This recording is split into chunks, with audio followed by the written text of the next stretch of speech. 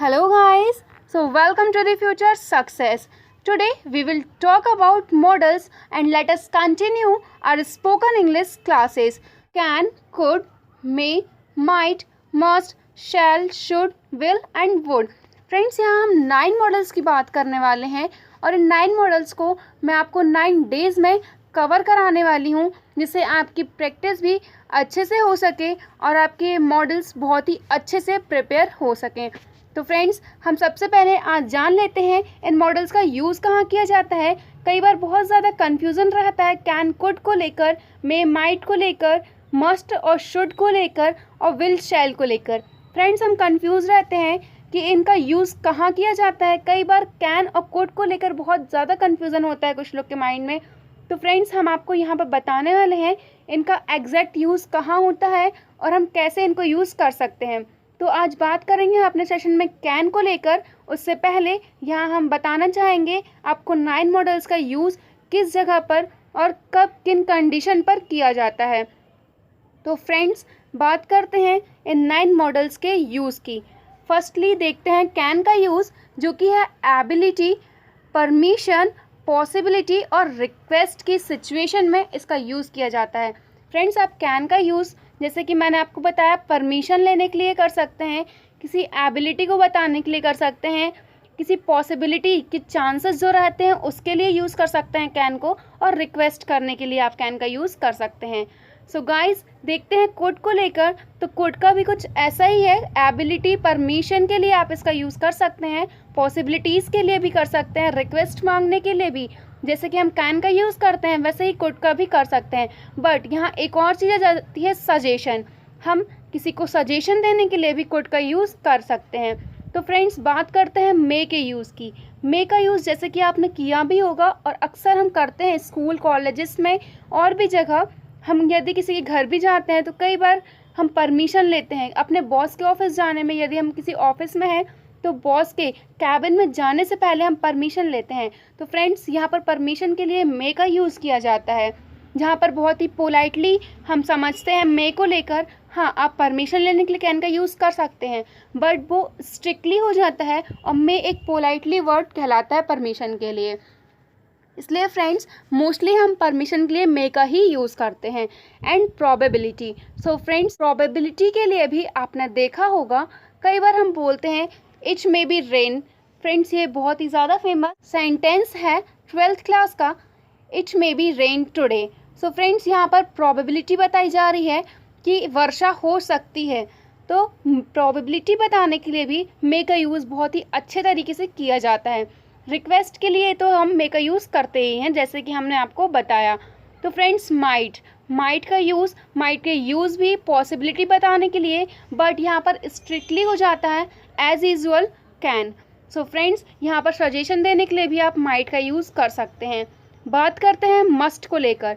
Must का use deduction, necessity means यदि ये काम करना ही है वहाँ पर ही लग जाता है, इट इज़ मस्ट। ये बहुत ही इम्पॉर्टेंट है, करना ये करना ही है, ऐसी जगह पर मस्ट का यूज़ किया जाता है। और ओबिलाइजेशन के लिए मस्ट का यूज़ करते हैं, प्रोबेशन के लिए भी मस्ट का यूज़ किया जाता है। तो फ्रेंड्स बात करते हैं शैल के यूज़ की। शैल आपने सुना ही होगा, हम फ्यूचर टेंस में भी यूज़ करते हैं विल और शैल का। सो ये मॉडल में भी आता है, विल शैल एक मॉडल भी कहलाते हैं और आप फ्यूचर टेंस में भी इसका यूज़ करते हैं। तो फ्रेंड्स वहाँ पर एज हेल्पिंग वर्ब इसका यूज़ किया जाता है but here is this is model. Friends बात करते हैं शैल का हम मॉडल के जैसे कैसे यूज़ कर सकते हैं, किन सिचुएशन में शैल का यूज़ हम मॉडल के जैसे कर सकते हैं। तो फ्रेंड्स यहाँ पर डिसीज़न लेने के लिए आप शैल का यूज़ कर सकते हैं एज अ मॉडल। यहाँ पर फ्यूचर बताने के लिए भी शैल का यूज़ किया जाता है, ऑफ़र देने के लिए भी आप शैल का यूज़ करते हैं, एंड किसी से आपको क्वेश्चन पूछना है तो आप शैल का यूज़ करेंगे, एंड सजेशन देने के लिए भी हम शैल का यूज़ करते हैं as usual could and might.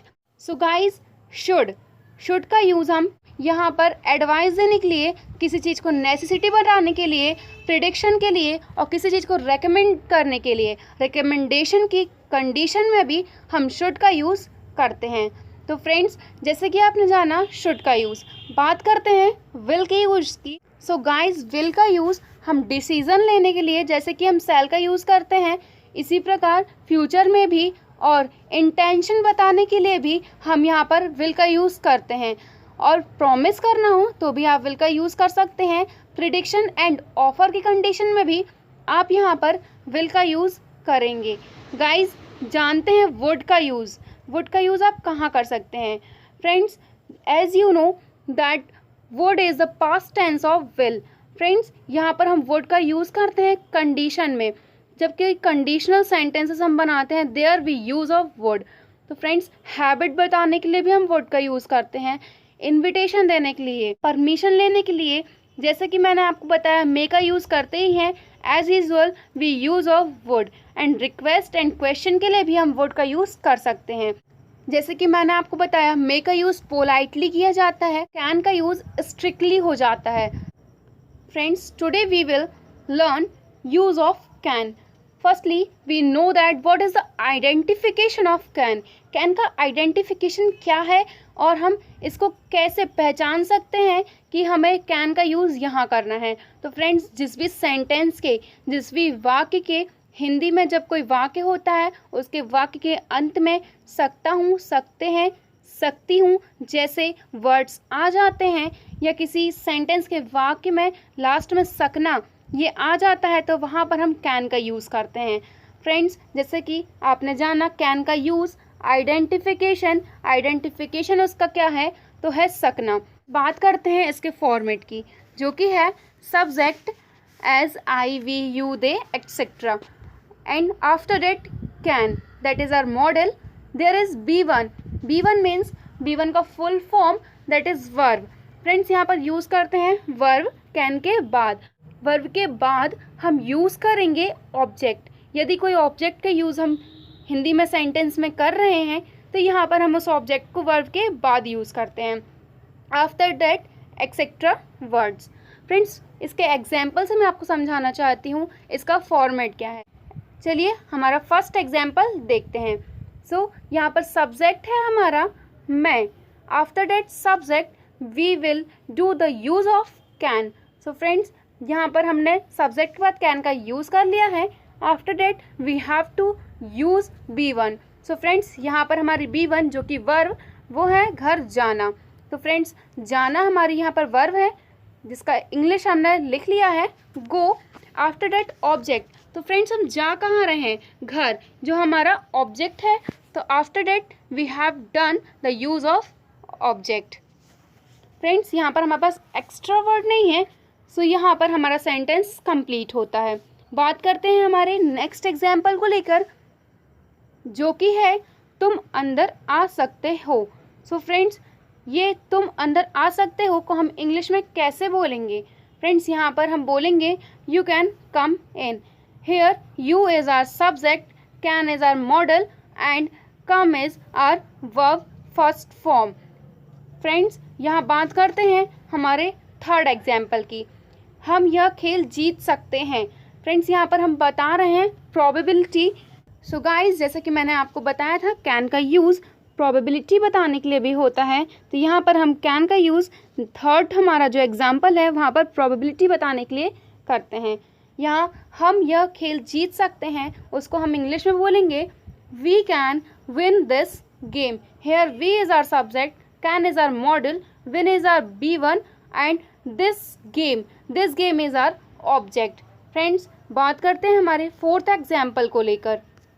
So guys, here our four example is, यदि आप कोशिश करें तो आप अंग्रेज़ी बोल सकते हैं। सो गाइज, इसको हम इंग्लिश में कैसे ट्रांसलेट करेंगे? यदि का इंग्लिश मीनिंग इफ़, आप कोशिश करें। फ्रेंड्स, ये टेंस को लेकर भी हमने यहाँ पर थोड़ा यूज़ किया हुआ है। यदि आप कोशिश करें, if you try then you can speak in English, तो आप अंग्रेज़ी बोल सकते हैं। फ्रेंड्स, बात करते हैं हमारे फिफ्थ एग्जाम्पल की। अब आप जा सकते हैं, now you can go. Friends, यहाँ पर हमने बताया था आपको कैन का यूज़ हम किसी को आज्ञा देने के लिए भी करते हैं, तो यहाँ पर हमारा फिफ्थ एग्जाम्पल उसका एग्जाम्पल बन जाता है। बात करते हैं हमारे नेगेटिव की। तो friends, firstly we see the format of negative sentence, negative of can. तो फ्रेंड्स, बात करते हैं इसके फॉर्मेट को लेकर।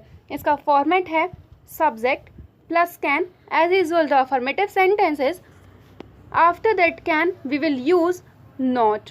फ्रेंड्स, यहाँ पर हमने कैन के बाद यूज़ किया है नॉट को, और आफ्टर दैट हमारा सेंटेंस, हमारा फॉर्मेट उसी तरह है जैसा हमारा पिछला अफर्मेटिव सेंटेंस का था. तो फ्रेंड्स, यहाँ पर हमारा नेगेटिव सेंटेंसेस का जो फॉर्मेट है वो है subject plus can plus not plus B1 plus object plus etcetera. So guys, यहाँ पर हमारे पास एग्जाम्पल है नेगेटिव सेंटेंसेस का. हम अपने एग्जाम्पल से इस सेंटेंसेस को, इस फॉर्मेट को समझने की कोशिश करते हैं. फ्रेंड्स, यहाँ पर हमारे पास एग्जाम्पल वे आज नहीं जा सकते, तो हम इसको इंग्लिश में ट्रांसलेट करके देख लेते हैं.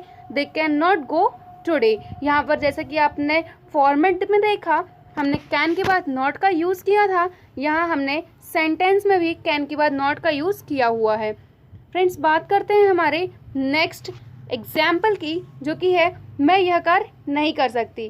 फ्रेंड्स, इसका इंग्लिश मीनिंग होगा I can not do this work. एक बात और, जैसे आप कैन नॉट का शॉर्ट में यूज़ करना चाहते हैं तो आप कांट यूज़ कर सकते हैं. कैन नॉट का शॉर्ट फॉर्म होता है कांट. शानू लिख नहीं सकती. Shanu can not write. वह कार नहीं चला सकता. तो हम इसको इंग्लिश में कैसे बोलेंगे? सो गाइज, हम इसको इंग्लिश में बोलेंगे he can not drive a car. हम बात नहीं कर सकते. We can not talk. So guys, यहाँ पर हमारा नेगेटिव सेंटेंस का फॉर्मेट कंप्लीट होता है, उसके एग्जाम्पल्स कंप्लीट होते हैं.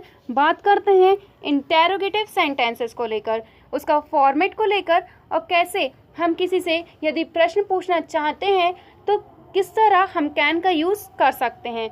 सो गाइज, बात करते हैं इंटेरोगेटिव सेंटेंस की. इंटेरोगेटिव सेंटेंस का फॉर्मेट जैसे कि हम यहाँ पर देख रहे हैं, can plus subject plus B1 plus object plus etcetera. Guys, यहाँ पर कैन का यूज़ सब्जेक्ट के पहले किया गया है. जब हम इंटेरोगेटिव सेंटेंस बनाते हैं तो सब्जेक्ट के पहले कैन का यूज़ किया जाता है. सो गाइज, हमारे पास यहाँ एग्जाम्पल है, क्या मैं अंदर आ सकती हूँ. सो हम इसको कैसे इंग्लिश में ट्रांसलेट करेंगे, हमारा फॉर्मेट को देखकर हम बात करते हैं. सो गाइज, यहाँ पर हमारा फॉर्मेट है, जैसे कि हमने देखा कैन का यूज़ सबसे पहले किया जाता है, तो यहाँ पर हमने कैन का यूज़ किया है. उसके बाद सब्जेक्ट, कैन के बाद सब्जेक्ट हमने लिख लिया है आई. उसके बाद B1 यूज़ करना है, तो हमारा यहाँ पर B1 जो कि वर्ब है वो है अंदर आना. सो गाइज, यहाँ पर हमने लिख लिया है कम. बात करते हैं हमारा ऑब्जेक्ट इन. यहाँ पर हम अंदर आने की बात कर रहे हैं तो हमारा ऑब्जेक्ट हो जाता है इन. सो गाइज, देखते हैं हमारे कुछ next examples.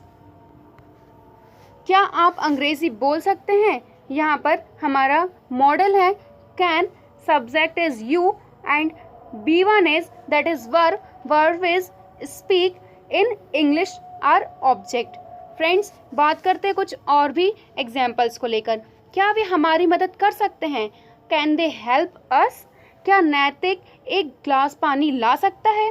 Can Naitik bring a glass of water. क्या मैं आपका पेन उपयोग कर सकती हूँ? Can I use your pen. Guys, यहाँ पर आज हमारा कैन कंप्लीट होता है. आई होप आप सभी को कैन का यूज़ समझ में आया होगा, और उसके फॉर्मेट जो हमने आपको बताया, आई होप आपको समझ में आया होगा कैन का यूज़, उसका फॉर्मेट.